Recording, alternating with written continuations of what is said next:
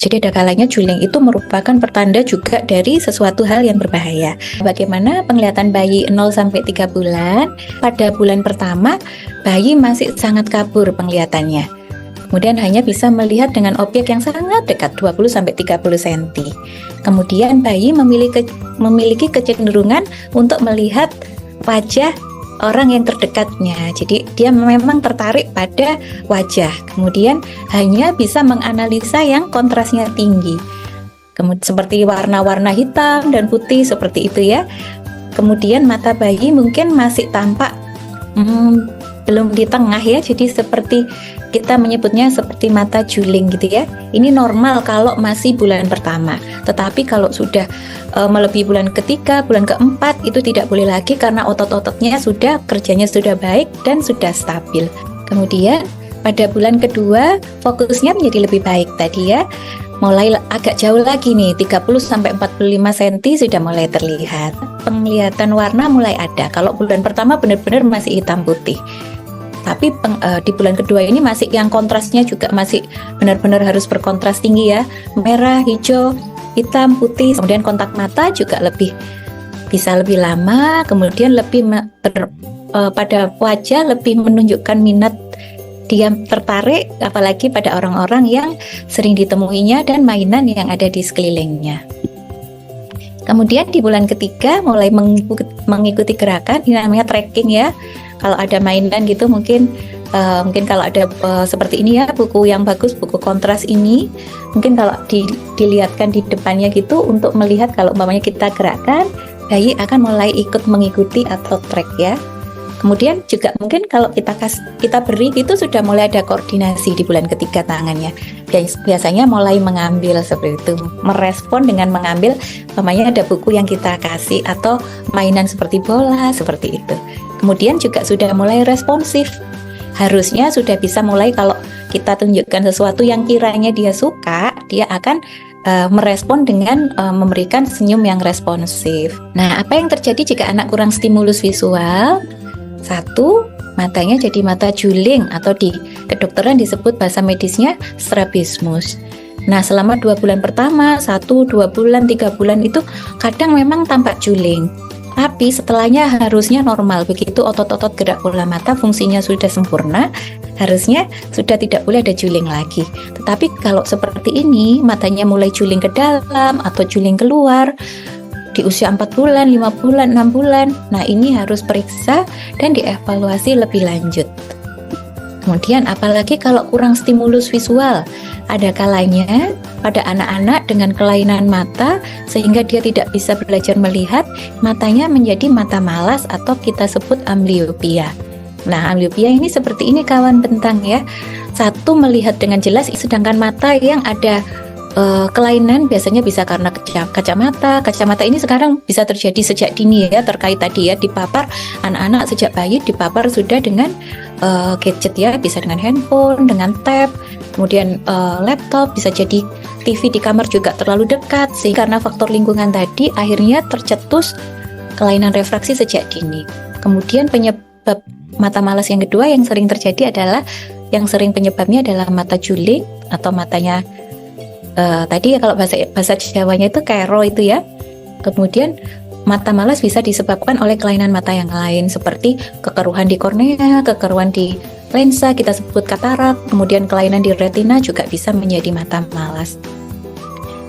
Bisa dilihat di slide, sebenarnya kalau dua mata kita dibuka, nah ini juga akhirnya jadi sering kecolongan adalah kita tidak pernah memeriksakan mata kita sendiri, bahkan ditutup satu persatu ya. Jadi kalau dibuka dua-dua memang tampak jelas, tapi kita sebenarnya tidak tahu kalau salah satu dari mata kita kabur seperti itu ya. Jadi kalau dua-duanya membuka, akhirnya apa yang terjadi kalau salah satu tidak jelas, otak ini tidak akan mau mengolah bayangan dari mata yang kurang jelas gitu. Jadi akhirnya mata yang satu ini akhirnya jadi mata malas, karena seperti lihat sesuatu, nggak kelihatan malas, nggak kelihatan malas, lama-lama memang akhirnya jadi malas betulan seperti itu ya. Jadi apa yang bisa dilakukan? 1, kalau memang penyebabnya karena kelainan kacamata ya harus dipakai kacamatanya. Nah ini juga ya mitos di masyarakat itu kadang kalau pakai kacamata juga nanti menjadi ketergantungan. Nah, memang tidak seperti itu kebutuhan ya, bukan ketergantungan. Nah, kalau ada mata juling ya, julingnya harus ditata laksana juga, kelainan mata yang lain juga ditata laksana. Biasanya kami akan memberikan terapi patching. Patching itu seperti ditutup gitu ya, mata yang fungsinya lebih bagus, supaya mata satunya ini yang malas lebih berkembang dengan baik. Yang ketiga, in today's video. Nah, ini kalau anak ada kelainan di matanya sehingga tidak ada stimulus penglihatan, apa yang terjadi selanjutnya? Biasanya mata anak bergerak-gerak. Mungkin kawan bentang tahu ya, kadang ada bayi yang matanya bergerak-gerak. Ini kita sebut dengan nistagmus. Penyebabnya bisa jadi kelainan genetik, kelainan mata, sekunder karena kelainan mata yang lain, dan bisa jadi adalah ada kelainan di otaknya. Nistagmus itu seperti ini. So we will talk about downbeating nystagmus.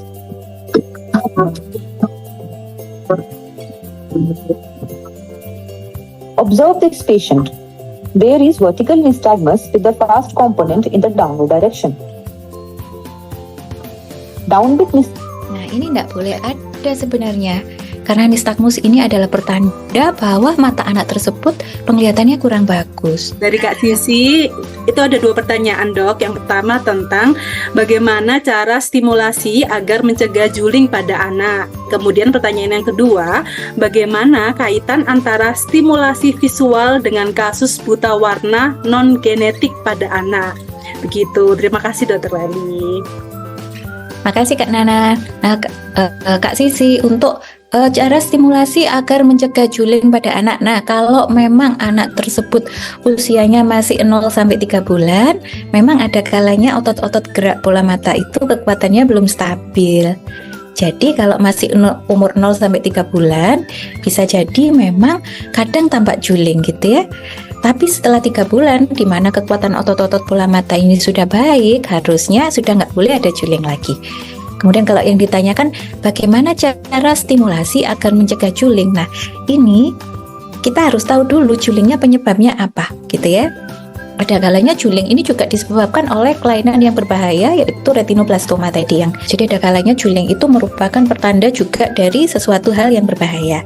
Tapi ada kalanya juling juga penyebabnya itu paling sering sekarang juga karena kelainan refraksi atau kelainan kacamata.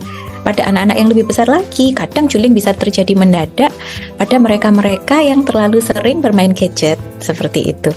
Jadi memang otot gerak bola mata itu adalah otot gerak yang kerjanya paling capek ya dalam keseharian hidup kita, karena dia selalu fokus dan tracking terus ya sehari-hari kita kan ya. Mata kita dipakai mulai dari bangun sampai tidur lagi itu kan, mata kita itu ototnya itu nggak pernah berhenti bekerja. Nah, kalau memang dipakai lihat gadget terus, itu akhirnya makin capek lagi dia. Selain bergerak terus untuk memfokuskan di area yang sangat sempit, kemudian faktor akomodasi juga bekerja berlebihan, akhirnya bisa menjadi anak menjadi juling. Jadi bagaimana cara supaya mencegah juling, ya itu tidak boleh bermain gadget ya Kak Sisi ya. Kemudian bagaimana kaitan stimulasi visual dengan kasus buta warna non-genetik. Nah kalau non-genetik ini jarang Kak Sisi. Kalau buta warna biasanya kalau memang terjadi sejak dini itu biasanya karena genetik. Tapi kalau non-genetik yang ditanyakan Kak Sisi berarti ada penyebab lain selain faktor genetik. Bisa jadi adalah faktor malah ada kelainan di matanya. Nah ini harus diperiksa oleh dokter mata dulu ya. Terkait dengan juling, biasanya anak bayi suka melihat ke atas. Apa itu juga bisa jadi penyebab juling? Kata dibilang sama orang tua, apa benar sering lihat ke atas itu bisa bikin juling gitu dok? Orang tua itu memang kadang ya itu semua yang diceritakan atau kita dimention bahwa oh jangan seperti ini, jangan lihat lampu, kadang seperti dia, jangan lihat mainan yang di atas terus bikin juling. Tapi itu semua bukan penyebabnya, itu semua tidak merupakan penyebab dari juling. Sebenarnya kalau mata kita pun dikasih lampu tetapi otot-otot gerak bola mata kita itu oke, mau memang mainannya ditaruh di atas, mau ditaruh kiri kanan, mau sebenarnya itu sangat terang, sebenarnya juga tidak akan berpengaruh. Jadi bukan itu penyebab juling gitu, tidak segampang itu menjadi juling gitu ya.